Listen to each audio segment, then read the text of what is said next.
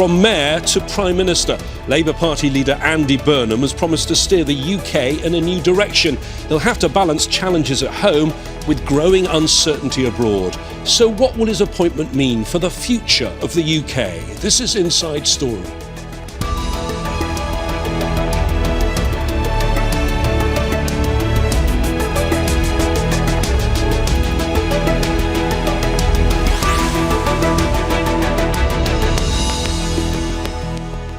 Hello there, I'm James Bayes. The UK is getting its 7th Prime Minister in 10 years.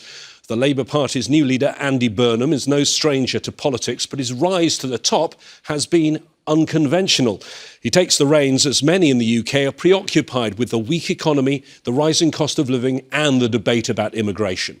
Beyond Britain's borders, he'll face foreign policy challenges, including conflicts in Ukraine and Iran.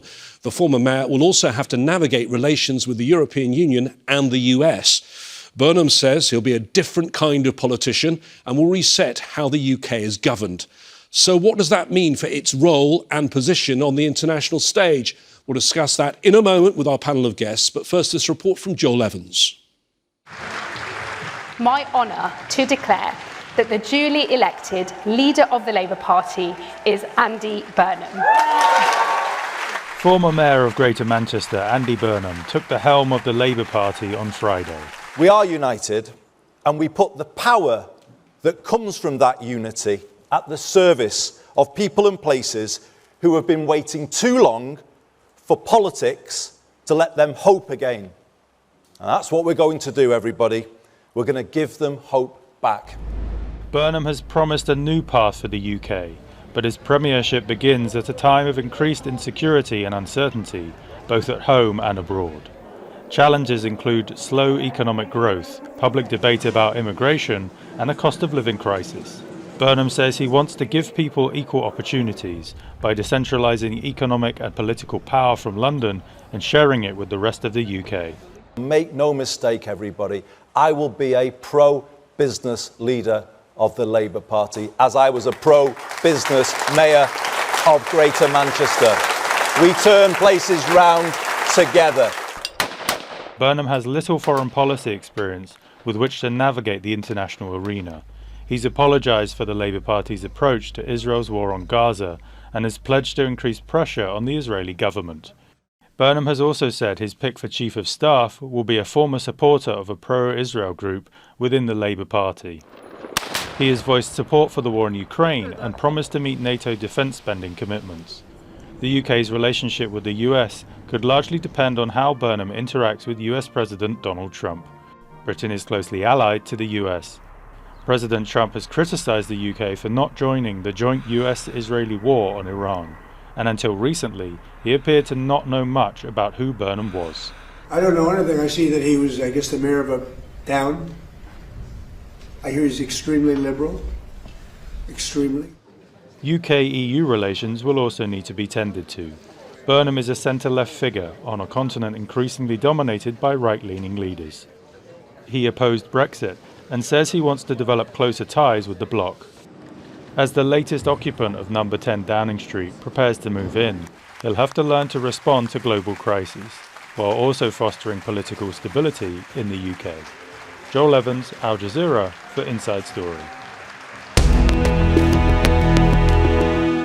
Well, let's discuss all of this further and what's going to be on the agenda of the new Prime Minister with our guests. In Liverpool, Jonathan Tonge is Professor of Politics at the University of Liverpool and author of numerous books on UK politics. In London, Laurel Rapp is Director of the US and North America programme at Chatham House and a former Deputy Director of the Secretary of State's Policy Planning Staff responsible for US strategy. And in Henley-on-Thames in Oxfordshire, Mihir Sharma is Principal Research Fellow at the Institute for Public Policy Research and a non-resident Senior Fellow with the Observer Research Foundation in Delhi. Let me start with you, Laurel, and you can give us later on, I think, the US perspective. But I would imagine with your contacts and knowing how foreign ministries around the world work, there'll be plenty of people saying Andy who right now, because just over a month ago, he wasn't even an MP. Good afternoon. Good to be with you. And that's exactly right. We heard those words out of President Trump's mouth, a mayor of a town. I think this is pointedly put, but I think this is a broader question that many senior officials have around the world, presidents and prime ministers. They don't have a relationship with Andy Burnham, and that's a hurdle that he will have to begin to prioritize those relationships at the leader level. And we know that these are really important to get business done on a daily basis. Yes, we have diplomats and we have policymakers up and down the chain, but at the end of the day, a lot of the hardest issues can be resolved by those leaders, and that is something that Andy Burnham will have to do with many around the world, including with President Trump in Washington. Jonathan, I mean, do you think there'll be many who are also surprised by this? Because it was only 2 years ago that Prime Minister Keir Starmer got a landslide in an election. He had a very large majority. He still had a very large majority at the end. He wasn't defeated in the polls, and there was no major scandal. Yeah, it's an extraordinary turn of events, given that Keir Starmer won such a landslide for Labour only 2 years ago. But only a couple of months ago, we had local elections in England and Scottish Parliament and Welsh Senate elections. They were catastrophic for the Labour Party. And the reason that Andy Burnham is replacing Keir Starmer as Prime Minister is not because Andy Burnham's policies are well known or favoured by those within Labour's ranks. It's because Keir Starmer's ratings were seen as irrecoverable. The Labour Party had performed really badly at those elections. Keir Starmer was on a net dissatisfaction rating of something around -60, the worst in prime ministerial history. And that's the reason that Andy Burnham becomes Prime Minister, because he's seen as the guy who can beat Nigel Farage's Reform Party and take Labour to victory, possibly, at the next general election. He isn't a political novice. Domestically, he's got plenty of political experience in cabinet. He's been an effective mayor of Greater Manchester. I've lived in Manchester during most of Burnham's tenure as regional mayor there and seen the improvements to the city and the region. But he is a complete novice in terms of foreign policy. And that's going to be mighty difficult for him, really playing a very, very rapid game of catch-up. Mihir, do you think there is a question going forward, which may affect his international standing as well, about his legitimacy? Because he wasn't elected by a whole country, he was elected by a town in a special election, a by-election, just over a month ago. It's a country of 68 million people, but only 77,000 actually voted in that election. Thank you, James. I don't think that anybody's going to be worried about his legitimacy, per se. I think they're more likely to be worried about the continuity or longevity of any policy he puts into place. It doesn't matter how many people voted for him in a by-election if he can make it look like Labour wins the next election and anything that he says now has a chance of remaining true 3 years from now. That's really what other countries will be far more concerned about than how he got into power. Jonathan, I'm a UK citizen, although I've not lived there permanently for more than 2 decades, but I did a little count. There have been 14 prime ministers in my lifetime, and I'm 60 next year. Remarkably, half of those, 7, have been in the last decade. Why do you think it is? And do you think it's linked to the fact that exactly 10 years ago there was that Brexit vote? It's certainly linked to Brexit because the turnover of Conservative prime ministers following that Brexit vote was colossal. Some of those prime ministers were palpably not up to the job, Liz Truss being the obvious exhibit there, and she only lasted a few weeks. Then, of course, Labour came to power under Keir Starmer with hugely raised expectations over what could be achieved in a very difficult financial climate. And Keir Starmer wasn't to last long. We hope, at least, whatever your views on Andy Burnham, one hopes that this brings an element of continuity to British politics, that he can at least survive longer than those 6 predecessors that you mentioned, because British politics, it has been chaotic. It has been an international embarrassment in terms of the turnover of prime ministers. And there is an issue of legitimacy as well, because we've only had 2 elections within that period, or 3 elections, to be correct. 3 elections, but 7 different prime ministers. And whilst it's not a presidential system, the UK, I think there are questions to be asked about whether we can afford such a turnover of prime ministers without any democratic mandate being offered from the country as a whole. Andy Burnham wasn't even a candidate at the last general election. Laurel, I mean, Andy Burnham's already said he doesn't want to spend all his time in London, but it seems he wants to spend it in places like Burnley, Bradford and Bristol rather than the international stage. He wants to get out from London into the UK regions, and he doesn't seem particularly keen to spend as much time as Keir Starmer did on the international circuit. Do you think that's realistic? There are these set piece activities over the course of the year, the NATO summit, the G7 summit, the G20 summit. Presumably, he would have a motivation to go to these major engagements, also trips to Washington, trips to China, trips to We've seen these past prime ministers prioritize those major multilateral engagement, as well as anchoring with some key capitals. That kind of person-to-person diplomacy still is really important, but it has seemed like, based on what we've seen from his comments so far, that he will want to prioritize more domestic work, to think about how the foreign policy agenda maps against domestic energy prices, supply chain security, reindustrialization, right? These are priorities that he has at home, but that require a pretty active foreign policy to help to achieve them.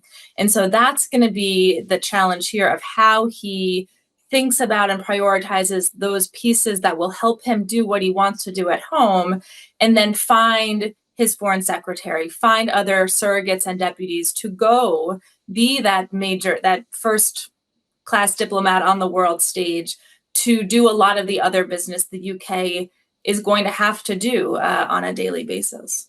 Mihir, his predecessor, Keir Starmer, got the nickname Never Hear Keir. You've heard Laurel say that he can perhaps send a deputy, perhaps send the foreign secretary, his foreign minister, to some of these events. But is that realistic in the way the world works right now, the very personal, transactional politics, particularly with Donald Trump around? I think that it's very important to realize that we live in a very different world in terms of how diplomacy is conducted, how international politics is conducted than we did 10 years ago. Leaders expect a photo opportunity. They expect a certain degree of personal relationship that they can sell to their own voters back home. This is an age of populism, and you cannot delegate a lot of this work. And it is increasingly clear that your relationship, for example, with Donald Trump, really determines to a great degree how well you can navigate these sort of dangerous reefs of the international waters at the moment. It is vital, therefore, and I think Starmer did this very well. He did manage to at least get the UK a reasonable deal from Trump. It is entirely possible that if the two leaders don't hit it off, if Burnham and Trump don't hit it off, we will discover that we have another series of economic pressures that put further burdens on the cost of living in precisely the places that Andy Burnham claims to care about. Jonathan, he's set something up which he's calling the Makerfield test. Makerfield is the area he was elected to Parliament in that special election, that by-election. It's a place, a town with 105,000 people there. And apparently he's going to put the Makerfield test on all his policies. I quote, "If a policy doesn't work for the people here, it shouldn't be introduced." Does that work with foreign policy? No, it doesn't. You can't apply a Makerfield test to foreign policy. I mean, obviously, as we've just heard, the UK did get a favourable deal from Donald Trump in terms of tariffs. It's Andy Burnham's job to maintain good relations with Donald Trump so that his constituents in Makerfield, Andy Burnham's constituents there, can continue to enjoy the fruits of that deal. But I think it's going to be mighty difficult. I mean, it was rather ominous that Donald Trump firstly dismissed him, saying he was just mayor of a town, and secondly, equally dismissively, said he was very liberal. Now, Keir Starmer managed, in effect, an effective working relationship with Donald Trump. Keir Starmer could produce almost little rabbits out of hats, like state visits for Donald Trump, 2 state visits, which actually helped smooth relations. But even that relationship was struggling at the end. So you've got a volatile US president that you're dealing with. And I don't think he'll be very impressed by Andy Burnham's pronouncements either on Israel-Gaza, because in the last couple of weeks, Andy Burnham has suggested that he would have taken a slightly different approach from Keir Starmer and been more condemnatory of Israel of Israel's actions in Gaza, although he stopped well short of calling those actions genocide. So there's a potential difficulty. I think in other areas of foreign policy, you'll get continuity Starmer. Burnham will be anxious to keep the UK out of the conflict with Iran, and Burnham will reinforce Keir Starmer's approach on Ukraine. So it'll be a mix of continuity, but also some changes. And I am rather nervous, notwithstanding Andy Burnham's good interpersonal skills. I'm rather nervous about that Anglo-US relationship from here on. Are you nervous about it too, Laurel? You know this from the US side of things. And do you think he can portray his Makerfield test as his version of America first? I think there are threads that link the US under President Trump and Burnham's approach to really offering what that local, that regional impact is of foreign policy. It's something the Biden administration tried to do. It's something the Trump administration is talking about doing. It is very hard to link those two pieces together, as we've seen from what President Trump's conflicts in Iran and Venezuela have elevated oil and gas prices, have led to a higher inflationary risk across the United States. And so these are difficult circles to square here. Look, foreign leaders, and Andy Burnham will be in this camp too, has two choices to make with the United States right now. One is how much to manage Trump and the administration by being quieter when there are major public differences, or giving the US and Trump credit for sort of shared accomplishments, right? This is something Starmer really sought to do during his time with Trump. But then there's this second piece of diversifying ties from the US. This is a project the UK has been undertaking for several years. It accelerated under President Trump. I expect to see it continue under Burnham. And the question will be whether he wants to talk about that very publicly, whether he wants to make that a big priority, building greater ties with Europe, more inroads into the Indo-Pacific, and with the Middle East, some Middle Eastern economies. So that's something that could be a distinction here between Starmer and Burnham.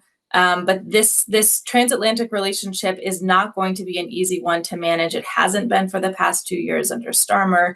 And this is going to be one of the first things on Burnham's desk, figuring out how to engage with the United States these next years. Mihir, you heard Jonathan a moment ago talk about his comments with regard to Gaza. Let me read you the quote. "We didn't get it right. We need to do better. We were too slow to call for a ceasefire." Is that going to be a problem, you think, with the United States? And does that actually signal a change in policy by Burnham going forward? I strongly doubt it suggests a change in policy. I think it probably suggests a change in messaging, and one that is almost certainly determined by calculations in terms of electoral politics, factional politics within Labour, and how they are going to maintain their sort of electoral coalition going forward towards the next general election. I think that there was considerable concern about lost votes on Labour's left in parts of the Midlands and other parts of the country where there is a strong minority population. And it is almost certain that Labour wants to correct a little in terms of messaging. I doubt that this is going to actually show up as a different policy. I think that Whitehall understands there's a very limited amount that it can do alone on this. And it really is the US that's in the driving seat here.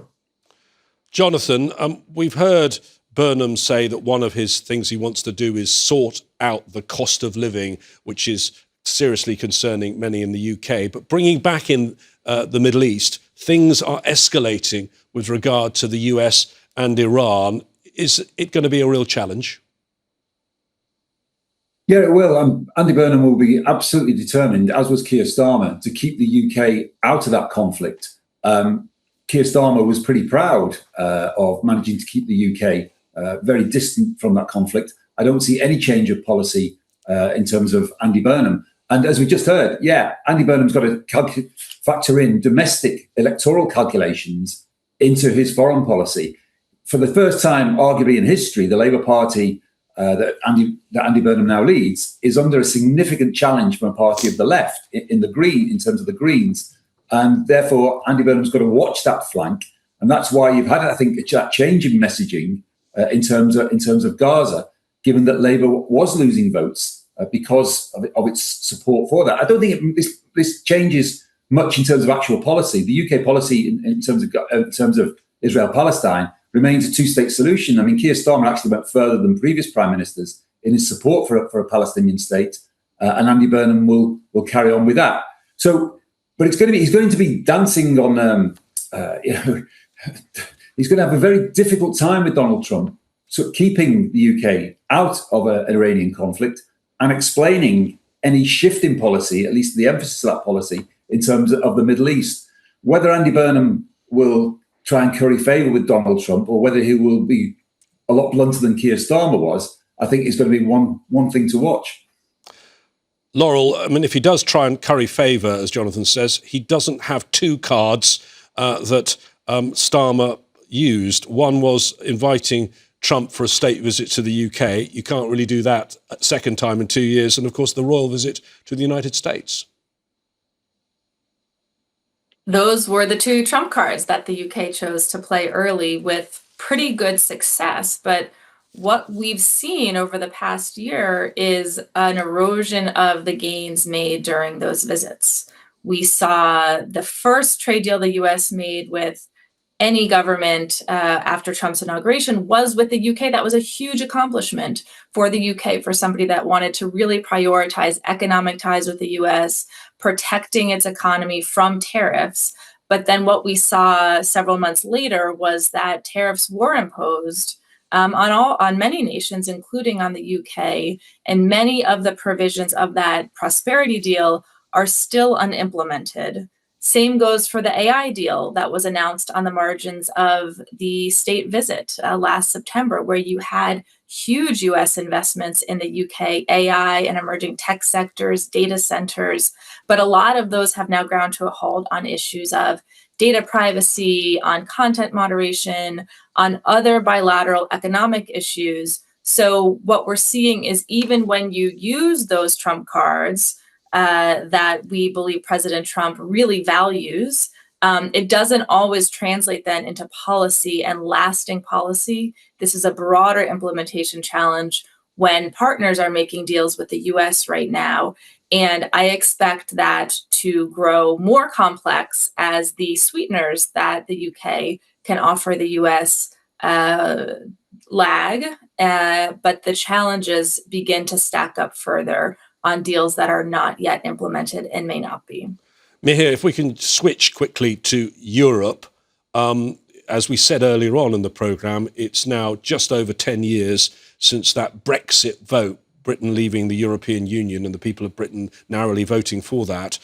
Less than a year ago at his party's conference, the Labour Party conference, Burnham said, "I want to rejoin the EU. I hope it happens in my lifetime." He seems to be moderating those comments now.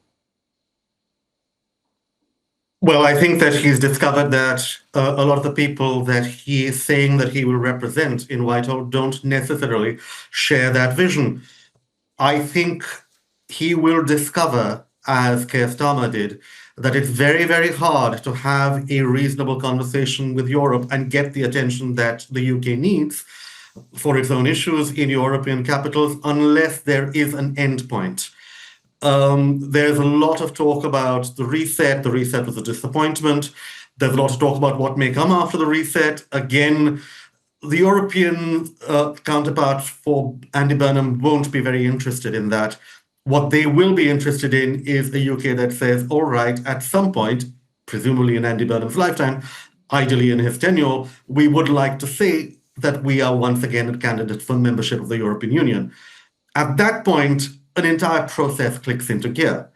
And suddenly you do have the possibility of a boost to growth that is equivalent to the maybe 10, maybe 12% hit that we've taken according to IPPR analysis over the past 10 years or the past 5 years. That said, the problem is that there is a political red line here that Andy Burnham may not want to cross. Definitely Keir Starmer made it very clear that he would not cross it. It's uncertain whether Burnham will ever be able to take that risk. Jonathan, there was one area where there was very clear agreement between the EU and the UK, and that was about the war in Ukraine under Starmer. Do you expect that to continue? Yeah, that will definitely continue. I mean, it was one of Starmer's key points in office was his very, very solid support for Ukraine. And of course, he was given an Order of Freedom award by Ukraine only this week. Burnham will continue with that approach, I'm quite sure, even though the costs, of course, of supporting the war in Ukraine are adding to those costs, those defence costs that will become increasingly hard to bear. Remember that Keir Starmer's defence secretary quit only a month or two ago because he said that we weren't getting enough money for defence. So that's a problem there for Andy Burnham, for sure. How do you get expenditure up to the 3.5% of GDP that NATO wants, certainly Donald Trump wants for NATO by 2035? In terms of EU relations more broadly, I mean, Andy Burnham had to retreat from that rejoin position because of the constituency he was fighting to get elected in Makerfield, where 2/3 of people there had voted for Brexit. So that explains that quick retreat. He can also hide behind Labour's manifesto, of course, the last election, which said, we're not going to rejoin the EU, we're not going to join the EU single market, and we're not going to join an EU customs union. So Andy Burnham can say, at least until the next election, look, I'm fighting on Labour's last election manifesto. Whether he'd want to revisit that relationship with the EU if he was to win the next general election, I think that is a possibility. I think it will depend upon the internal pressure that comes from within the Labour Party. There are some signs the British electorate as a whole has some buyer's remorse over Brexit, but they don't necessarily at this stage want to unpick that decision. Thank you very much to our guests today, Jonathan Tonge, Mihir Sharma and Laurel Rapp. Stay tuned to Al Jazeera for coverage of Andy Burnham's first days in office. And remember, you can find more context and analysis at aljazeera.com. As ever, we'd love to hear what you think. Go to our Facebook page, that's facebook.com/AJ Inside Story, or find us on X. Look for @AJ Inside Story. For now, that's it from me, James Bays, and all the team here. Stay tuned because Al Jazeera's coverage continues in just a moment.